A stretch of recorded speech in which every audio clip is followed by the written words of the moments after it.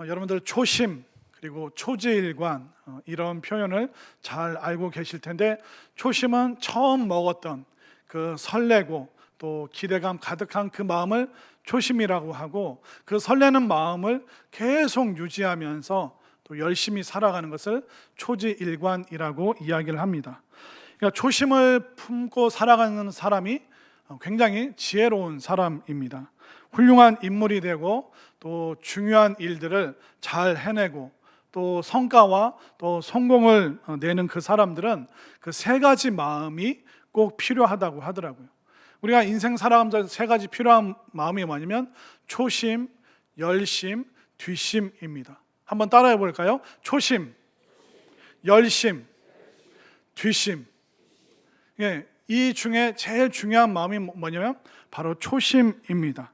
왜냐하면 우리가 초심 때문에 열심히 할 그 열심의 그 마음이 다시 한번 불타오르게 되는 거죠. 또 초심이 있어야지 끝까지 뒷심을 발휘하면서 우리가 그 일을 수행할 수 있는 것입니다. 그렇기 때문에 우리에게 필요한 이 초심의 마음, 이 처음 마음이 왜 중요하냐면, 사람이 뭔가 이루잖아요.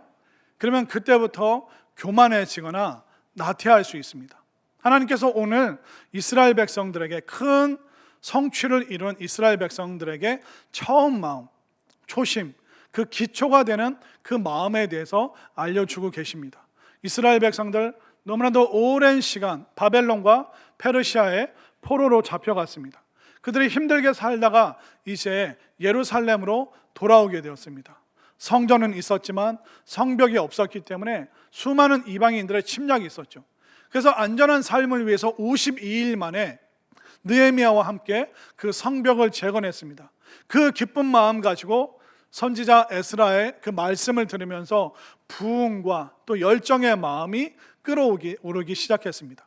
근데 이 부흥의 마음, 은혜의 마음이 계속 지속되기 위해서는 실천해야 되는 그 삶이 있는데, 그것은 바로 초심, 그 신앙의 그 처음부터 가지고 있었던 그 마음이 다시 회복되고 그것을 유지해야 되는 그 뒷심을 계속 가지고 가야 되기 때문에 하나님께서는 그 처음 마음을 잃지 마라, 그 신앙의 기초가 무엇이냐, 기초를 다시 쌓으라고 이스라엘 백성들에게 말씀하고 계신데, 오늘 설교 시간을 통해서 오늘 예배를 통하여 다시 한번 여러분들의 그 처음 마음, 그 신앙의 기초를 다시 한번 든든하게 세워가시는 여러분들이 될 수 있기를 바랍니다. 자, 그러면 하나님께서 이스라엘 백성들이 회복해야 될 그 첫 번째 초심을 뭐라고 얘기하냐면 가정, 이 가정의 이 결혼의 문제를 잘 정돈하라고 말씀하고 계십니다. 자, 오늘 본문 30절 말씀 우리 한 목소리 읽겠습니다. 시작. 우리의 딸들을 이 땅 백성에게 주지 아니하고 우리의 아들들을 위하여 그들의 딸들을 데려오지 아니하며. 자, 하나님께서 가장 먼저 명령하신 것은 뭐냐면 이방인과의 결혼을 금지하는 것을 다시 한번 떠오르게 하셨습니다. 그런데 이 말씀을 보다 보면 우리가 오해할 수가 있습니다. 이방인과 결혼하지 마라, 이거는 그러면 국제 결혼을 금하시는 것인가? 그렇게 생각할 수 있는데, 이스라엘 백성들과 다른 믿음, 다른 문화, 다른 가치관, 다른 신을 섬기는 그들과 결혼하는 것이 너무 위험한 일이다, 여기에 대해서 경계의 말씀을 주고 계십니다. 근데 사실 다른 믿음을 가진 사람들, 아니 믿음 없는 사람들과 결혼하는 문제는 구약시대 때 수천 년 전의 문제가 아니라 오늘날 사실 자녀를 키우는 우리 모두도 직면하고 있는, 어떻게 보면 굉장히 해결하기 어려운 부분이 많이 있죠. 왜냐하면 제가 이게 청년들 만나보면 그 청년 자매들의 하소연이 뭔지 아세요? 목사님, 교회 안에 결혼할 만한 남자 형제가 없어요. 그러니까 이게 청년부 통계를 내면 10명 중에 7명은 자매고 나머지 3명은 누굴까요? 형제들, 남자들입니다. 그러니까 이 비율적으로 뭐가 안 맞고요. 그리고 사실 교회 안에서 믿음의 사람을 만나는 것이 굉장히 통계적으로도 어렵습니다. 왜 어렵냐면 남자들 중에 신앙생활하는 사람이 썩 그렇게 요즘에는 그렇게 많지가 않습니다. 제가 예전에 서울에서 이제 그 청년부 사역을 할 때 어느 날 담임 목사님이 저에게 명령을 하셨습니다. 그게 뭐냐면 전방에 있는 백골부대 훈련소에서 그 훈련생들을 위해서 좀 진중 세례식을 좀 집례해 달라고 그랬는데 이 목사가 청년부 담당이고 청년 또래들이 군대가 있으니까 자네가 갔다 오게. 그래 알겠습니다. 해서 이제 그 성찬 그 성례 집기를 가지고 이제 백골부대, 그 군대 안 갔다 오셔도 다 아시죠? 백골부대가 어떤 부대인지. 그 훈련소에 갔습니다. 그래서 그 진중 세례식을 하기 전에 그 군목 목사님과 대화하는데 군목 목사님 한숨을 푹 쉬면서 목사님 요즘에 군대에 들어오는 이 청년들 중에 기독교인 비율이 어떻게 되는지 아십니까? 그 제가 알 턱이 있나요? 그래서 어떻게 됩니까? 비율이 그랬더니 100명 중에 기독교인이라고 쓰는 사람이 4명밖에 안 됩니다. 이게 제가 2005년도에 들은 얘기입니다. 지금 15년 지난 얘기입니다. 그러니까 15년 전에도 청년 대학생들 중에 남자들 중에 100명 중에 교회 다니는 비율이 4%밖에 안 되는 거예요. 그러면 우리 여자들은 어떨까요? 자매들은 어떨까요? 옆에 우리 교회 옆에 호수돈여고 미션 스쿨이 있잖아요. 가끔 교장 선생님이나 아니면 교목 목사님을 만납니다. 교목 목사님께 물어봐요. 이 호수돈여고는 한 반에 교회 다니는 비율이 어떻게 됩니까? 했더니 한 반에 22명 중에 교회 다니는 학생은 2-3명밖에 안 됩니다. 그러면 100명으로 따지면 한 10명 정도는 다닌다는 거예요. 그 여학생들의 비율이 조금 더 많죠. 100명 중에 10명, 10%는 교회 다니고 남자들은 10명 중에 한 4명, 3-4명 그 정도 교회를 다니니 이 결혼 정년기에 비율이 안 맞는 거죠. 근데 여러분들 그 선교학에서 어떤 나라에 기독교 인구의 비율이 3% 미만이면 그 나라를 뭐라고 규정하냐면 미전도 종족이라고 얘기합니다. 그러니까 우리가 청소년, 청년들을 그냥 우리 애들로 보면 안 되고 뭘로 봐요? 무슨 종족으로 봐야 돼요? 미전도 종족. 우리랑 전혀 다른 인종이라고 우리가 보면서 전도해야 될, 선교해야 될 그 대상이 우리 자녀들이고 우리 옆에 있는 청소년들, 청년들이라는 것입니다. 그러니까 이런 비율적으로만 봐도 우리가 교회 안에서 믿음의 사위감, 믿음의 며느리감 만난다는 것은 진짜 하늘의 별따기입니다. 이게 현실적인 오늘날 동일한 우리 모든 부모님들의 고민이라는 것이죠. 그래서 제가 이제 서울에서 사역할 때 한 20 후반 된 어떤 여자 청년이 목사님 좀 상담할 게 있어요. 결혼 때문에. 그래서 너 결혼 앞두고 있냐? 너무 잘 됐다. 그래 무슨 일이야? 했더니 이제 이게 떠밀려서 이제 결혼을 하게 될 것 같은데 좀 너무 지금 부담스럽고 걱정이 된다는 거예요. 그 뭐가 걱정이냐 그랬더니 사실 그 양가 부모님도 이렇게 뭐 건너 친구들 통해서 양가 부모님도 어느 정도 서로를 알고 있대요. 그럼 이제 만나게 된 그 형제는 어떤 사람이냐면 교회는 안 다니고 근데 직업은 회계사고 또 회계사이면서 외국계 회사 그 회계팀 법무팀에서 이제 근무를 하다 보니까 뭐 직업적으로 또 뭐 수입적으로 굉장히 괜찮다고 하더라고요. 그러니까 교회 안 다니는 아빠가 딸을 앉혀놓고 야 네가 어디 가서 이런 혼처를 만나냐, 눈 딱 감고 빨리 결혼해라. 그러니까 아빠는 그렇게 밀어붙이고 있고 또 권사님인 엄마는 믿음이 없긴 한데 그래도 어쩌겠냐 그냥 결혼해 이제 그러고 있고 교구 담당 목사님은 결혼하고 나서 교회 데려오면 되지 않겠냐? 그러니까 기도할 때니까 결혼해라. 근데 이 여자 청년은 탐탁치가 않은 거예요. 마음이 편치 않은 거예요. 그런데도 이런 상태에서 그냥 떠밀려서 조건이 좋다고 결혼하는 것 자체가 믿는 사람으로서 너무 부담이 되고 어떻게 해야 될지 모르겠습니다. 그리고 이제 상담이 왔는데 제가 그 자매에게 딱 그 말 했습니다. 네가 당당해질 필요가 있고 지금 우리에게는 지혜가 필요한 것 같다. 왜 당당해야 되냐면 네가 담대함으로 그 형제에게 말해라. 내 소원은 나중에 아이를 낳으면 당신과 함께 손잡고 아이와 함께 온 가족들이 주일마다 교회 가서 일요일마다 예배 드리는 것, 이게 내 평생의 소원입니다. 그러니까 당신이 하나님을 주인 삼아서 살아가는 이 삶을 알게 되었으면 좋겠다. 네가 당당하게 얘기를 해라. 그리고 우리가 함께 좀 교회에서 합동 작전을 펼치자.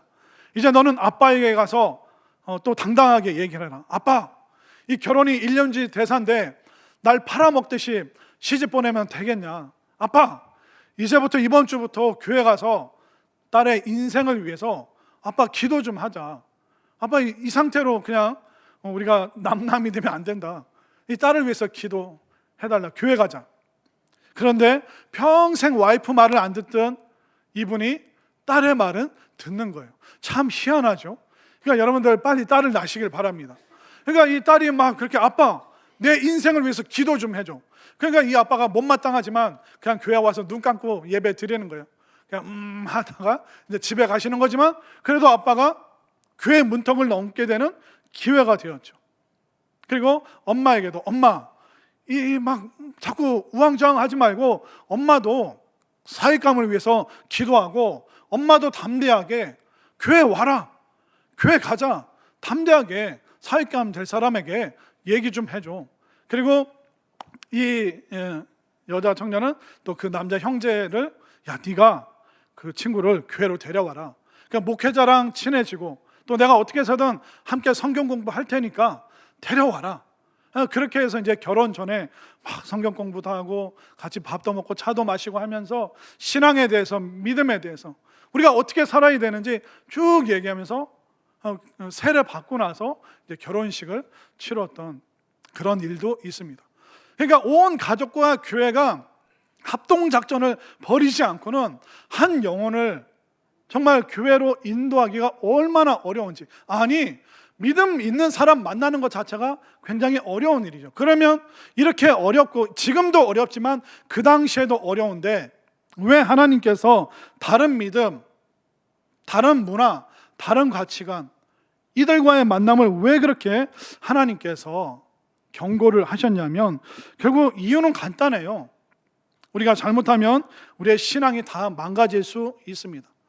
우리가 믿지 않는 사람과 만나서 그 사람을 전도해서 교회로 데려올 확률이 높을까요? 아니면 오히려 역으로 내가 전도당해서 안 나올 확률이 높을까요?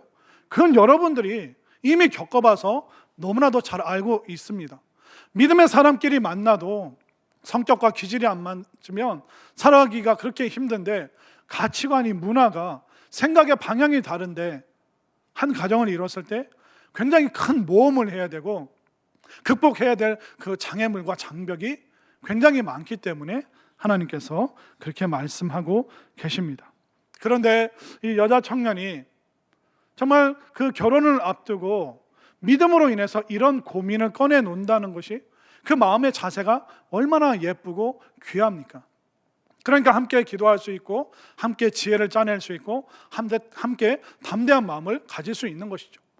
그런데 또 어떤 권사님은 이제 한 달 뒤에 이제 또 딸을 이제 시집 보내는데 저에게 청첩장을 주면서 우리 사위 될 사람이 어떤 학교를 나왔고 들을 만한 이런 기업에 다니고 한 달 월급이 얼마래요?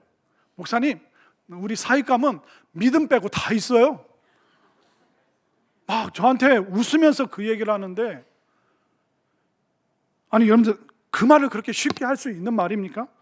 그래서 제가 너무 어이가 없어서 권사님 눈을 딱 똑바로 뜨고 제가 권사님 다른 거 다 있는데 믿음 하나는 없어요. 그걸 어떻게 웃으면서 그렇게 말씀하십니까? 라고 따끔하게 말해 주려고 하다가 참았어요. 그렇게 말하면 사이가 나빠지잖아요. 그러니까 여러분들 우리가 사위감이나 며느리감 만날 때 학벌, 재력, 외모 정말 중요하죠. 근데 우리가 안 믿는 사람을 만날 경우가 많습니다.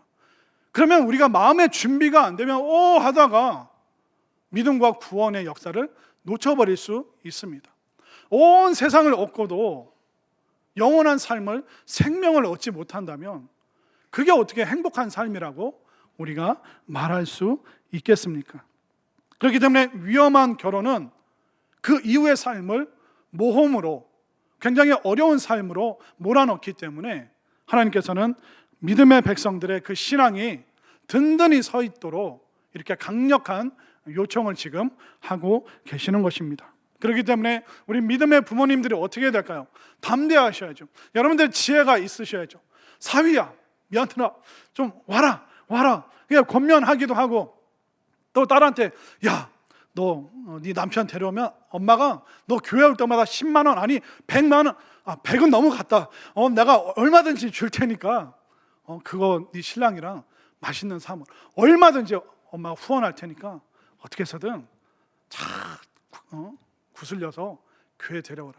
그러니까 우리가 당당할 필요도 있고 지혜도 필요한 것입니다. 그렇기 때문에 이 어렵고 험난한 세상 속에서 우리 부모 세대가 정말 정신을 똑바로 차리고 정말 그들이 구원의 길로, 믿음의 길로, 또 축복의 길로 올 수 있도록 담대하게 또 지혜롭게 권면하는 우리 모두가 될 수 있기를 바랍니다. 자, 두 번째 회복해야 될 초심은 뭐냐면 시간의 초심, 바로 안식일에 대해서 이야기를 하고 있습니다. 자, 31절 말씀을 한번 볼까요?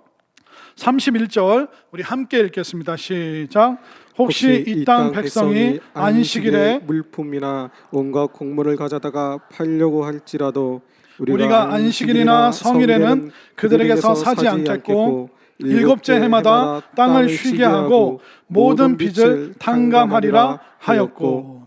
자, 하나님께서는 이 가정이 결혼을 통해서 회복되기를 원하셨어요.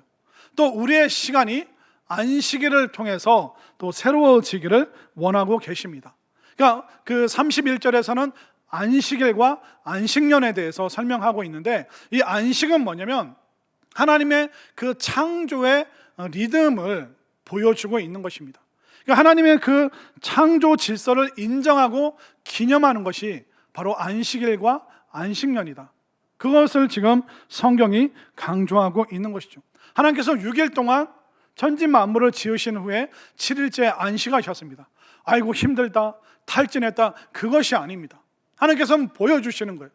이 땅의 피조물들이, 사람들이, 동물들이, 이 땅이 7일째 되는 날은 꼭 쉼을 통해서 그 삶의 리듬이 다시 회복되도록 말씀해주고 계시는 것이죠. 그런데 이 세상은 안식에 대해서 계속 깨뜨립니다. 주 7일뿐만 아니라 하루 24시간 계속 뭔가 돌려서 끊임없이 이윤을 창출하고 누군가를, 무엇인가를 쥐어짜서라도 이득이 된다면 물불 안 가리는 것이 오늘날의 세상이라는 것입니다.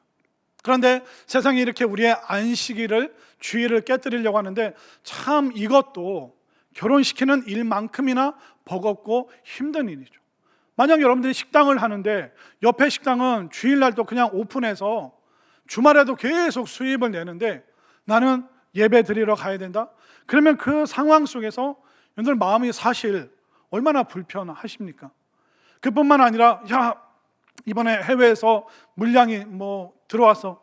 이번에 우리가 이걸 기한 내에 맞춰야 되니까 이번에 일요일 날도 다 나와서 일해야 돼. 그러면 그걸 나 혼자 거부하고 못합니다. 그렇게 말했다가 회사에서 쫓겨날 수도 있기 때문에 오늘날 과거나 지금이나 우리가 이 안식일을 지키고 주일을 지킨다는 것이 사실 얼마나 험난한 일인가. 그런데 하나님께서 그 상황을 아심에도 불구하시고 안식일에 대해서 분명히 강조하고 계시죠. 또 그리고 안식년에 대해서 하나님께서 강조하고 계신데, 안식년은 뭐냐면 땅을 쉬고 빚진 사람을 자유롭게 해주는 것입니다. 우리가 농사를 짓고 과일을 키우는데 6년 동안 그 땅에서 소출을 얻었으면 1년 동안은 땅을 강제적으로 쉬게 하셨습니다.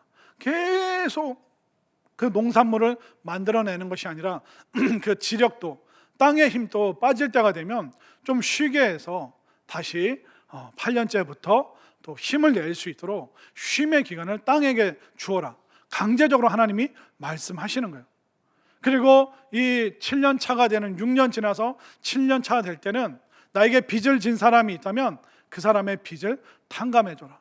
그 부모의 빚이 자녀에게 물려가고 그런 식으로 하지 말고 네가 누군가가 너에게 1,000만 원을 빚졌는데 6년 동안 원금과 이자를 계속 갚아오다가 7년째 한 200만 원, 300만 원 남았을 때 다 달라고 하지 말고 그동안 6년 동안 수고했습니다.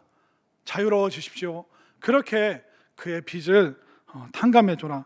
그렇게 말씀하고 계시는 것입니다. 왜 그럴까요? 이스라엘은 돈으로 돌아가는 돈의 공동체가 아니라 하나님의 사랑과 은혜가 흘러가는 은혜의 공동체다. 이것을 가르쳐 주시기 위해서 하나님께서는 이 안식년 규례를 지키라고 말씀하고 계십니다. 여러분들 어떠세요? 왜 우리가 열심히 일하고 더 일하면 수입이 더 늘어날 텐데 왜 하나님께서는 우리를 안식일을, 주일을 하나님 앞에 예배 드리면서 지키라고 하실까? 제가 이걸 곰곰이 생각하면서 깨달아진 게 뭐냐면 여러분들 오케스트라 아시죠? 오케스트라 하면 이게 지휘자가 나오고 여러 악기가 밤밤밤밤 막 있지 않습니까? 근데 그 오케스트라 연주를 할 때 지휘자가 뚜벅뚜벅 나와서 바로 시작 안 합니다. 지휘자가 나오기 전에 오케스트라 단원들이 뭘 할까요? 뚱뚱뚱뚱뚱뚱. 이게 바이올린 소리잖아요. 못 들어보셨어요? 제가 지금 바이올린 한 거예요. 바이올린 연주자가 그 라음으로 이렇게 하잖아요. 그러면 거기에 맞춰서 이제 다른 단원들도 현악기도 막 맞추고 또 이제 피아노가 또 이렇게 건반을 띵띵띵 누르면서 라음을 냅니다. 그럼 거기에 또 사람들이 맞추죠. 오보에가 또 음을 쭉 내면 또 거기에 맞춰서 다른 그 관악기도 부 소리를 내면서 그걸 맞춥니다. 왜 그럴까요? 한 주 동안 연습하면서 늘어졌던 그 줄을 다시 팽팽하게, 또 내가 너무 꽉 조였다면, 긴장과 스트레스 상황 속에 있다면 그것을 좀 풀어서 여유롭게. 악기도 조율하는 시간이 필요합니다. 이 조율을 통해서 표준음, 내야 될 그 정확한 음을 낼 수 있도록 조율하는 시간이 필요한 거예요. 우리도 어떻습니까? 우리가 하나님 앞에 나와 예배 드리고 말씀 듣는 이 시간, 지금 여러분들의 마음이, 영혼이 조율되고 있다는 것을 믿으시길 바랍니다. 왜냐하면 여러분들 6일 동안, 한 주 동안 어떻게 사셨어요? 정신없이 피곤하고 지치고 사람들과 부대끼고 때로는 가정 안에서 막 지지고 볶고 찌그락찌그락 수많은 그 복잡한 마음 가지고 오셨잖아요. 그러니까 이 조율하는 주일날 여러분들의 영혼을 조율하는 시간 없이 그냥 또 건너뛰고 또 그렇게 살고 또 쉼 없이 살고 말씀 없이 살고, 그러면 언젠가는 그 줄이 늘어지다 못해 팽팽해지다 못해 어느 순간 팍 영혼의 줄이 끊어져 버릴 때가 있다는 것입니다. 그것을 예방하기 위해서 하나님께서 조율시켜 주시는 것이죠. 여러분들 핸드폰 생각해 보십시오. 그 핸드폰 하나 사면 일주일이고 한 달이고 계속 쓰면 되나요? 매일매일 여러분들 뭐 하셔야 돼요? 충전을 해야 됩니다. 여러분들의 육신은 먹고 마시는 것으로 충전이 됩니다. 여러분들의 정서는 뭐 드라마 한 편 보고 임영웅 노래 2개 듣고 또 사람들의 격려와 칭찬을 들으면 여러분들의 정서가 충전이 돼요. 그렇다면 여러분들의 영혼은 어디 가서 충전하시겠습니까? 영혼은 먹고 마신다고 해서 또 재미있는 영화를 본다고 해서 영혼이 충전되는 것이 결코 아닙니다. 여러분들의 영혼이 조율되고 충전되기 위해서는 하나님의 말씀, 바로 우리가 안식일을 지키면서 하나님 앞에 예배 드릴 때 여러분들의 인생과 영혼이 내야 될 그 표준음을 낼 수 있기 때문에 여러분들은 이 시간의 안식일, 또 주일날 하나님 앞에 나와 힘있게 예배하는 우리 가정이 될 수 있기를 바랍니다. 또 마지막 3번째 회복해야 될 초심이 뭡니까? 바로 재정의 초심 11조. 자, 벌써 지금 몇 명이 마음의 부담감을 굉장히 확 갖기 시작했어요. 그런데 한번 말씀 잘 들어보세요. 자, 32절부터 39절까지 반복되는 표현인데 하나님의 전, 하나님의 성전을 채우라, 이 표현을 무려 9번이나 32절부터 39절까지 하고 있습니다. 근데 무엇으로 하나님의 전을 채울 것인가? 바로 11조 헌물과 예물을 얘기합니다. 자, 38절 말씀을 볼까요? 38절 다 함께 시작. 레위 사람들이 11조를 받을 때에는 아론의 자손 제사장 한 사람이 함께 있을 것이요 레위 사람들은 그 11조의 10분의 1을 가져다가 우리 하나님의 전 곳간의 여러 방에 두되. 자, 11조를 드림으로 말미암아 레위인들이 그것을 가지고 하나님의 일을 하고 삶을 영위합니다. 또 11조 헌물과 예물을 통하여 또 하나님의 성전이 유지가 되는 것입니다. 그렇기 때문에 하나님께서 이 11조를 명령하실 때는 다 하나님의 뜻이 있습니다. 이스라엘 경제가 회복되도록 하기 위해서 하나님께서 재정의 문제, 11조의 문제를 다루고 계시는 거예요. 지금 이스라엘 백성들 다른 나라 포로로 끌려갔다가 이제 자유인이 된 지 얼마 안 됐습니다. 먹고 살기 힘든데 하나님, 지금 먹고 살기도 힘든데 11조까지 하라고요? 이거 하나님 너무하신 거 아닙니까? 하나님이 우리한테 보태주셔도 우리 모자란데 하나님 달라고요? 하나님 이런 경우가 어디 있습니까? 라고 말할 수 있는데 정말 이 11조 재정의 문제에 있어서 하나님께서 너희들이 드려야 된다, 이 말이 얼마나 귀한 의미들이 있는지 조금씩 살펴보겠습니다. 자, 34절 말씀을 볼까요?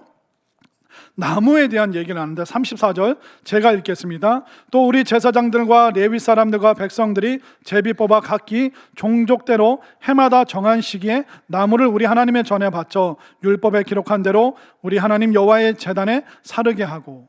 성전에는 쓸 게 많은데 나무도 필요합니다. 그때는 번제를 드렸기 때문에 나무를 쓸 일이 굉장히 많아요. 그런데 이것을 이스라엘 지파들이 돌아가면서 이 성전 나무를 너희들이 꼭 채워 넣어야 된다. 이 말은 뭐냐면 이스라엘의 슈퍼스타 한 사람이 성전의 것을 다 채우라는 말이 아닙니다. 오늘날 우리 교회로 치면 뭐 부자 한 사람이 이 모든 재정을 담당해라, 그것이 아닙니다. 정말 연약하고 부족하지만 우리 한 사람 한 사람 모든 사람들의 헌신과 헌금을 통하여 하나님의 전이 가득가득 채워지기를 원하는 이 하나님 아버지의 마음을 여러분들이 깨달으시기를 바랍니다. 자, 그런데 그래도 하나님의 뜻은 알겠는데 이 11조에 대해서 솔직히 부담이 많으시죠. 답답하시죠. 분명히 우리가 더 도움을 받아야 되는데 왜 하나님이 자꾸 달라고 그러시지? 하나님 이거 너무하신 거 아닌가? 하나님 돈이 필요하신가? 돈이 필요하신 분도 아닌데 왜 우리한테 보태주신다고는 안 하고 왜 10분의 1을 하나님께서 달라고 말씀하실까? 왜냐하면 하나님 물어보시는 거예요. 너 먹고 살아가는 거 네 삶의 주인이 누구야? 이거 물어보시는 거예요. 나는 너에게 모든 것을 제공했는데, 아니 나는 너희들에게 나의 베스트, 내 아들까지 아끼지 아니하고 모든 것을 다 너희들에게 주었는데 너희들은 나에게 뭐 주고 있니? 여러분들이 하나님께 인색하다면 여러분들 하나님 아버지에 대해서 다시 한번 생각해 보시기 바랍니다. 아니 10분의 1을 하나님께 드려야 된다고? 이렇게 불공평한 게 어딨나? 이런 공산당에서 할 강제적인 이런 일이 어딨나? 그렇게 생각하실 수 있는데 한번 생각해 보십시오. 여러분들 삶의 주인이 누굽니까? 여러분들 어떻게 해서 이 땅에 생명을 갖고 태어나셨습니까? 여러분들 이 호흡하는 이 공기는 누가 주셨고 하늘과 땅과 바다 이거 누가 있게 하셨습니까? 여러분들 지금 걸어서 교회까지 오고 또 여러분들이 직업을 가지고 이 세상을 살아갈 수 있도록 또 대한민국이라는 좋은 땅에서 자유 경제 그 체제 안에서 살아갈 수 있도록 이 모든 것을 공급하신 분이 누구십니까? 하나님이신 거예요. 하나님께서 여러분들이 살아갈 수 있도록 모든 여건을 다 주셨습니다. 그뿐만 아니라 세상에 사장님 중에 이런 좋은 사장님이 어디 있습니까? 한번 생각해 보십시오. 여러분들이 그 커피숍이나 편의점에서 일을 한다고 생각해 보십시오. 그런데 그 사장님이 직원 수고했어. 이번 달 한 달 매상에 굴을 네가 가져. 직원이 네가 가져. 사장인 나는 일만 가져갈게. 이거 악덕 사장님이에요? 좋은 사장님이에요? 좋은 사장님이죠. 여러분들 회사 기업 운영하시는 분들 보십시오. 그 사장님들 일을 가져갑니까? 굴을 가져갑니까? 굴을 가져가잖아요. 그리고 일을 직원들이 나눠 가져야 되잖아요. 아니, 기업 운영 안 해보셨어요? 잘 모르시나 본데? 아니, 세상에 어떤 사장님이 기업의 매출과 이익이 10이 났는데 굴을 직원에게 턱 안겨주는 사람이 누가 있습니까? 그런데도 하나님이 하나님 너무하신다고요? 여러분들이 지금 너무한 거 아니십니까? 하나님이 베스트를, 최고를 여러분에게 다 주셨잖아요. 예수님까지 다 주셨는데 왜 여러분들은 아무것도 안 내놓겠다고 그런 마음, 그런 심보를 품으시는지. 근데 이거는요, 돈 많은 사람만 그런 게 아니라 제가 보니까 가난한 사람들도 돈에 대한 욕심과 집착이 얼마나 강한지 아세요? 사실 이 물질의 문제는 우리 모두의 문제라는 것입니다. 근데 여러분들이 이 11조의 문제 극복하잖아요. 그럼 신앙의 그 어떤 문제도 여러분들에게 장애물이 되지 않습니다. 제가 군대에서 겪었던 얘기 하나 해드릴까요? 제가 대청호 안에 있는 청남대 대통령 별장에서 근무한 거 아시죠? 그런데 청남대에서 항상 여름마다 하는 행사가 있었는데 뭐냐면 13공수부대에 가서 모든 부대원들이 공수훈련을 받아야 됐습니다. 그래서 이제 일주일 동안 공수훈련을 하면 그 다음 주에 청주에 있는 그 공군사관학교, 거기 이제 풀장, 수영장이 있습니다. 그럼 또 한 이틀 3일 거기서 이제 또 쉬는 기간이 있기 때문에 야, 이 공수훈련만 참으면 이제 좀 쉴 날이 온다, 그런 때가 있습니다. 군대가 얼마나 좋습니까? 먹을 거 주죠, 옷도 주죠, 건강해지는 운동도 시켜주고. 또 여기 계신 우리 여자 성도님들 군대 꼭 가시길, 기회 되시면 한번 가세요. 그런데 이 13공수부대 위치는 잘 모르겠습니다. 청주와 대청호 저 어딘가에 있을 겁니다. 근데 거기서 이제 일주일, 그러니까 5일 동안 훈련을 받는데 3일 동안은요, 아니 뭐 낙하산 만져보지도 못하게 해요. 계속 땅에서 구르는 거야. 자, 뭐 훈련병들, 자 8번 PT 준비, 야 하고 이제 바닥에 누워서 막 8번 PT 다리를 들었다 내렸다 막. 아니, 이 공수훈련은 헬기에서 뛰어내리는 건데 헬기는 보여주지도 않고 땅에서만 계속 구르게 하는 거예요.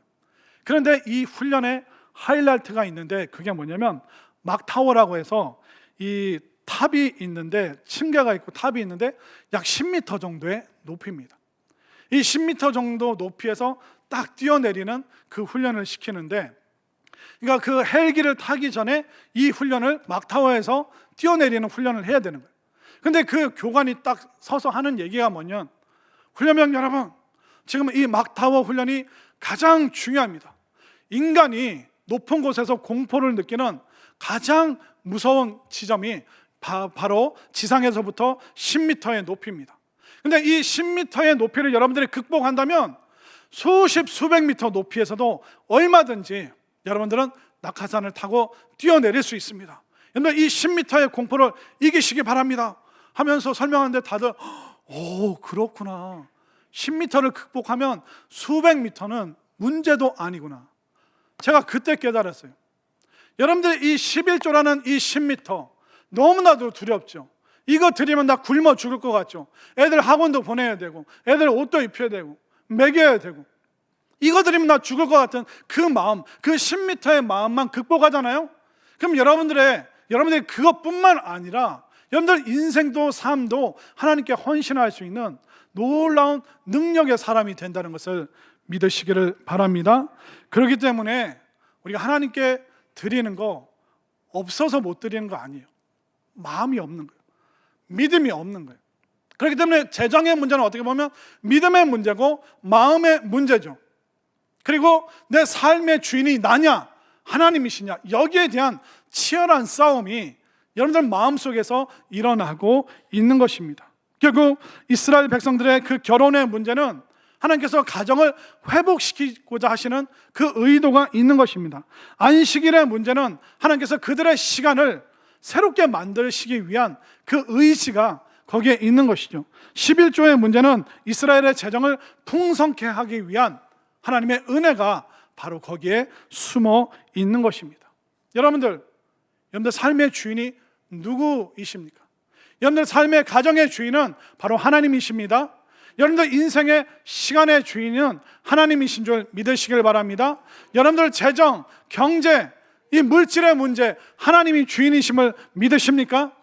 이 하나님께서 우리에게 모든 거 다 주셨는데, 이미 천국도 주시기 위해서 다 준비하셨는데 왜 하나님 앞에서 우리가 인색해져야 됩니까? 정말 여러분들이 하나님을 믿는 사람이고 하나님을 주인으로 삼는다면 초심, 믿음의 기초, 여러분들 가정과 이 결혼의 문제를, 또 시간과 주일 성수, 안식일의 문제를, 또 재정과 이 11조의 문제, 정말 여러분들을 하나님 앞에 드림으로 말미암아 자유해 주시고, 정말 10m를 넘어서는 수백 미터에서도 얼마든지 그 모험을 감행할 수 있는 능력의 믿음의 사람들이 다 되어 주시기를 간절히 소망합니다.